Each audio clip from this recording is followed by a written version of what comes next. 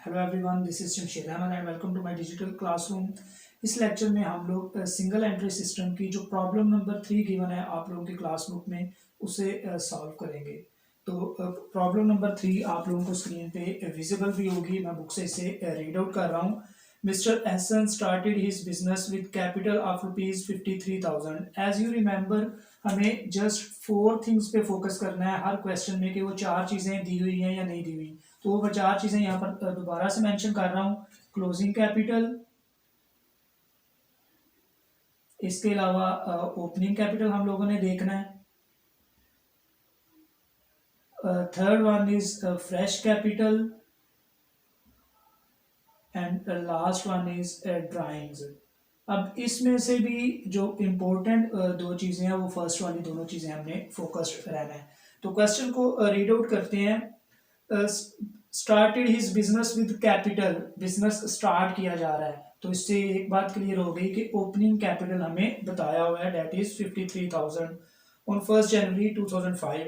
His position on 31st December was as under cash, bank balance, debtors, stock, plant, furniture and creditors. ये कुछ balances हमें mention किए हुए हैं। Next one is Mr. Hassan introduced a fresh capital of ₹15,000. Fresh capital भी हमें mention किया हुआ है।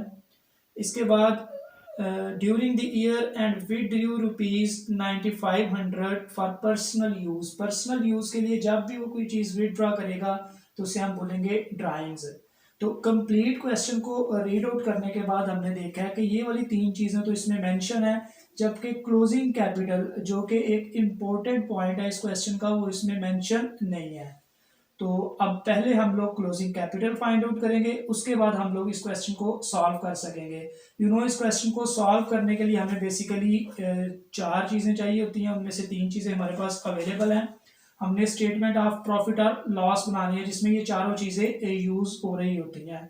तो जब तक हमारे पास क्लोजिंग कैपिटल अवेलेबल नहीं होगा हम इस क्वेश्चन को स्टार्ट नहीं कर सकते। तो हमें एक स्टेटमेंट ऑफ अफेयर बनाना पड़ेगी। अगर ओपनिंग कैपिटल ना होता तो फिर ओपनिंग स्टेटमेंट ऑफ अफेयर बननी थी, बट क्योंकि क्लोजिंग कैपिटल नहीं है तो क्लोजिंग स्टेटमेंट ऑफ अफेयर बनेगी। अगर ये दोनों ही अवेलेबल ना होते तो फिर 2 स्टेटमेंट ऑफ अफेयर्स बनाना पड़नी थी। तो पहले मैं स्टेटमेंट ऑफ अफेयर का फॉर्म जो स्टेटमेंट ऑफ अफेयर का फॉर्मेट है, स्टेटमेंट ऑफ अफेयर जो है ये एग्जैक्टली बैलेंस शीट के जैसी होती है। जस्ट इतना सा डिफरेंस है कि बैलेंस शीट को हम लोग प्रिपेयर करते हैं डबल एंट्री सिस्टम में, और जो स्टेटमेंट ऑफ अफेयर है ये सिंगल एंट्री सिस्टम में यूज की जा रही होती है। तो अकाउंटिंग में कोई भी स्टेटमेंट बनानी हो सबसे पहले हमने ऊपर 3 चीजें लाजमी मेंशन करनी होती है। सबसे ऊपर हम लोग लिखते हैं नेम ऑफ बिजनेस, जिसकी भी हम लोग ट्रांजैक्शंस कर रहे हैं, जिसका भी हम लोग अकाउंट प्रिपेयर कर रहे हैं। दूसरे नंबर पे मेंशन किया जाता है जो चीज़ भी हम लोग प्रिपेयर कर रहे हैं। तो हम लोग क्योंकि स्टेटमेंट ऑफ अफेयर्स बनाने लगे हैं तो यहाँ पर हम लोग मेंशन करेंगे स्टेटमेंट ऑफ अफेयर्स।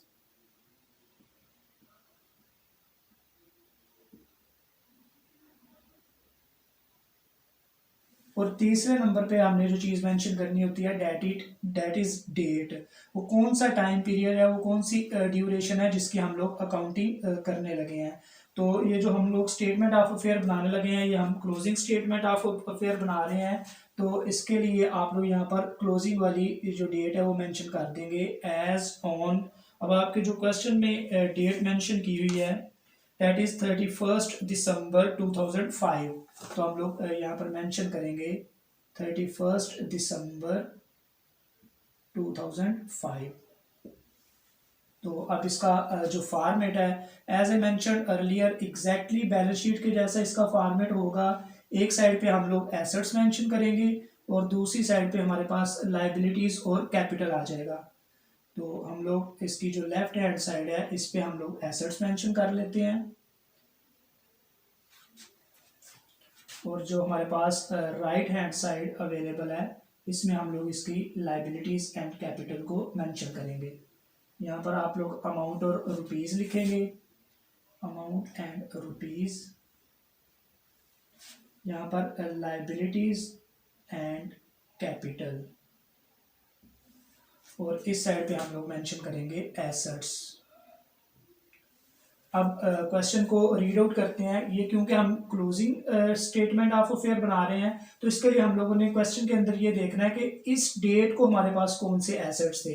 अब हमने क्वेश्चन के अंदर इस डेट वाले एसेट्स और लाइबिलिटीज को मेंशन करना है to find out the capital of this time period.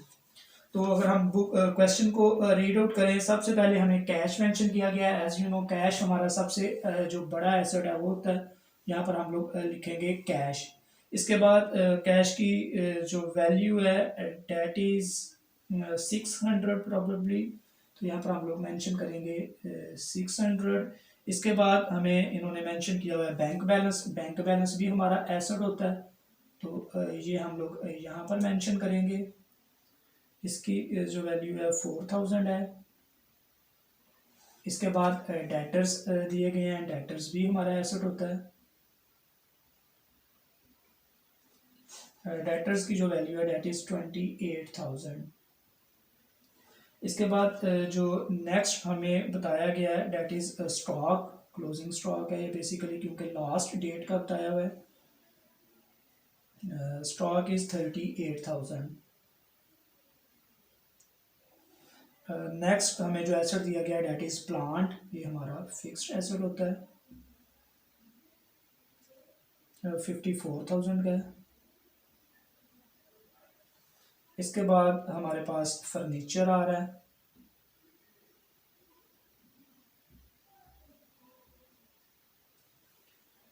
Furniture की जो वैल्यू है डेट इज 3000। अगर हम फर्दर मूव करें तो क्रेडिटर्स है, and you know creditor is our liability. Creditors को हम लोग यहाँ पर मेंशन करेंगे, और जो क्रेडिटर्स की वैल्यू हमें दी गई है डेट इज 58000। ये हम लोग यहाँ पर मेंशन कर रहे हैं। इसके बाद introduced fresh capital during the year and we drew personal. इसके बाद ड्राइंग्स और फ्रेश कैपिटल है वो दोनों चीज़ें यहाँ पर मेंशन नहीं की जाएंगी। अब हमें पता है, आप लोग ये फर्स्ट ईयर में पढ़ चुके हैं कि बैलेंस शीट में एसेट्स जो है ये हमेशा लाइबिलिटीज और कैपिटल के इक्वल होते हैं। ये बात आप लोगों ने बैलेंस शीट में भी सीखी होगी, और इसके अलावा जब आप लोगों ने अकाउंटिंग इक्वेशन पढ़ी थी तो उसमें भी ये चीज़ आप लोगों ने ऑब्जर्व की होगी। ये दोनों साइड्स हमेशा इक्वल आ रही होती हैं। इस साइड पे दो चीजें आती हैं, लाइबिलिटीज और कैपिटल। जो लाइबिलिटीज हमें क्वेश्चन के अंदर मेंशन थी वो सारी तो हमने यहाँ पर लिख ली है। अब एक चीज रह गई है जो कि कैपिटल है, और कैपिटल का हमें नहीं पता। कैपिटल निकालने के लिए तो हम लोग ये स्टेटमेंट बना रहे हैं, और लेकिन हमें ये पता है कि ये दोनों साइड्स हमेशा इक्वल आती हैं। तो इस साइड में जितनी भी चीजें आ सकती थी वो हमने सारी लिख ली हैं। अगर हम इस साइड का टोटल करें तो इसका जो आंसर हमारे पास आ जाएगा, अगर आप लोग कैलकुलेटर से ये जल्दी से टोटल करें तो ये 1,27,600 आ रहा है। ये हम लोग यहाँ पर मेंशन करेंगे। अब हमें इस चीज का आइडिया है कि इस साइड का टोटल और इस साइड का टोटल एग्जैक्टली सेम आता है। तो अगर ये 1,27,600 आ रहा है तो ये भी 1,27,600 ही होगा, लेकिन इस साइड पे सारी चीजें हमें मेंशन नहीं की हुई। तो सिंपली हम लोग 1,27,000 में से जो लाइबिलिटीज बताई हुई हैं इनको लेस करेंगे, जो कि 58,000 है। तो हमारा आंसर आ जाएगा 69,600। तो हम लोग यहाँ पर मेंशन कर देंगे 69,600।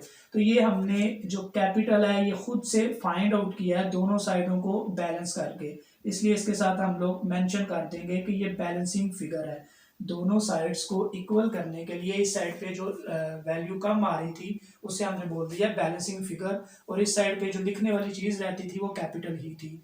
तो ये क्लोजिंग कैपिटल है। अब हमें कैसे पता चल रहा है कि ये क्लोजिंग कैपिटल है, क्योंकि ये वाली जो डेट है ये एंड डेट है। ये क्लोजिंग वाली डेट को हमने क्लोजिंग कैपिटल फाइंड आउट किया है।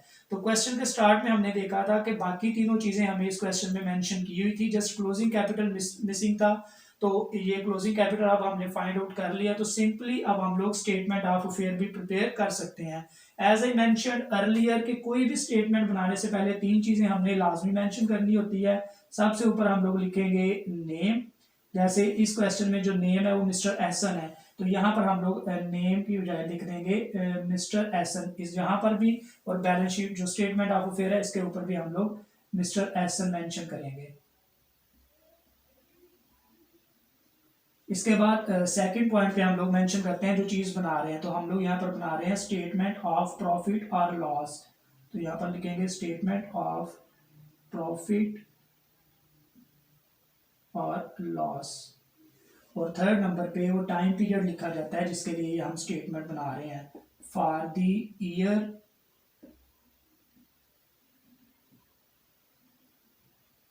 एंडेड 31 दिसंबर 2005, ये हम लोग यहाँ पर मेंशन करेंगे। इसके बाद इसका फॉर्मेट प्रीवियस क्वेश्चंस में हम लोग सीख चुके हैं। यहाँ पर हम लोग इसका फॉर्मेट प्रिपेयर करते हैं। यहाँ पर जो फर्स्ट कॉलम है, जो इनर कॉलम है, इसमें हम लोग डिटेल्स मेंशन कर रहे होते हैं, और हमारे पास जो आउटर कॉलम आ रहा होता है, यहाँ पर हम लोग इसकी जो अमाउंट्स है वो मेंशन कर रहे होते हैं। यहाँ पर मैं इसकी हेडर्स में लिख रहा हूँ डिटेल्स, या पर्टिकुलर का वर्ड भी यूज़ किया जा सकता है, और यहाँ पर हम लोगों ने रुपीज़ और अमाउंट लिखना होता है। तो सबसे पहले यहाँ पर हम लोग लिखेंगे क्लोजिंग कैपिटल, जो कि क्वेश्चन के अंदर मेंशन नहीं था, अभी अभी हमने कैलकुलेट किया क्लोजिंग कैपिटल। इसको कैपिटल एट दी एंड भी लिखा जा सकता है, और इसके साथ मैं डेट मेंशन कर रहा हूँ 31 दिसंबर 2005 का ये कैपिटल है, स्टेट वाला ये कैपिटल है, और ये हमने फाइंड आउट किया 69,600। इसके बाद हम लोग इसमें ऐड करेंगे ड्राइंग्स, जो कि क्वेश्चन के अंदर मेंशन की हुई है इन्होंने, बिल्कुल एंड पे जाके जो पर्सनल यूज़ के लिए तो उसने 9500 रुपीज़ विड्रॉ किए हैं, ये आपकी बुक में मेंशन किया हुआ है, तो ये 9500 हम इसमें ऐड करेंगे। तो जब ये 9500 को ऐड किया जाएगा इसमें, तो हमारा जो आंसर है ये आ जाएगा 79100। इसके बाद इसमें से हम लेस करेंगे फ्रेश कैपिटल, ये भी क्वेश्चन के अंदर मेंशन किया हुआ है। फ्रेश कैपिटल की जो वैल्यू है डेट इज 15,000, तो ये हम लोग लेस करेंगे। अकाउंटिंग में जो चीज़ भी लेस करनी है उसे ब्रैकेट्स में लिख दिया जाता है। 79,000 में से 15,000 माइनस करें तो हमारा जो आंसर आ रहा है 64,100 वैल्यू बनेगी। अब ये जो 64,100 है इसे हम बोलेंगे एडजस्टेड कैपिटल। बेसिकली ये एक्चुअल क्लोजिंग कैपिटल है। जो चीज़ें इसमें से एडजस्टेड का मतलब ये है कि हमने इसको एडजस्ट कर दिया, जो चीज़ें ऐड होने वाली थी वो ऐड कर दी हैं, और जो चीज़ें लेस होनी थी उन चीज़ों को हमने इसमें से लेस कर दिया है।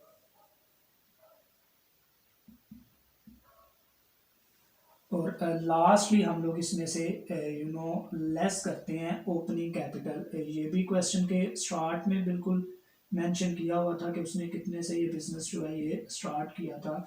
तो ओपनिंग कैपिटल की जो वैल्यू है डेट इज़ 53,000। 53,000 को हम लोग इसमें से लेस कर देंगे। ये 53,000 लेस करेंगे तो हमारा आंसर आ जाएगा 11,100।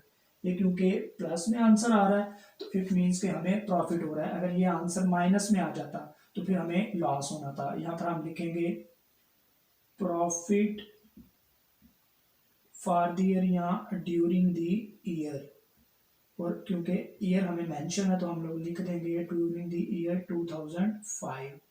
तो ये हमारा क्वेश्चन कंप्लीट हो चुका है। इस क्वेश्चन में और प्रीवियसली जो हमने क्वेश्चन नंबर 1 और 2 किया था, जस्ट ये माइनर सा डिफरेंस है कि वहां पर हमें क्लोजिंग कैपिटल खुद से मेंशन किया हुआ था, जबकि यहाँ पर क्लोजिंग कैपिटल हमने फाइंड किया है, उसके बाद हम इस क्वेश्चन को सॉल्व करने के काबिल हुए हैं। तो मेन इस क्वेश्चन में हम लोगों ने जो स्टेटमेंट बनानी होती है वो स्टेटमेंट ऑफ प्रॉफिट और लॉस ही है, लेकिन अगर ओपनिंग और क्लोजिंग कैपिटल में से कोई एक चीज़ या दोनों मिसिंग हो तो फिर हमें पहले जाना पड़ता है स्टेटमेंट ऑफ अफेयर की तरफ। This was all about from today's lecture. इंशाल्लाह नेक्स्ट लेक्चर में हम लोग इसी चैप्टर का सिंगल एंट्री सिस्टम का जो आपकी बुक में प्रॉब्लम नंबर 4 है उसे सॉल्व करेंगे। थैंक यू, अल्लाह हाफिज़।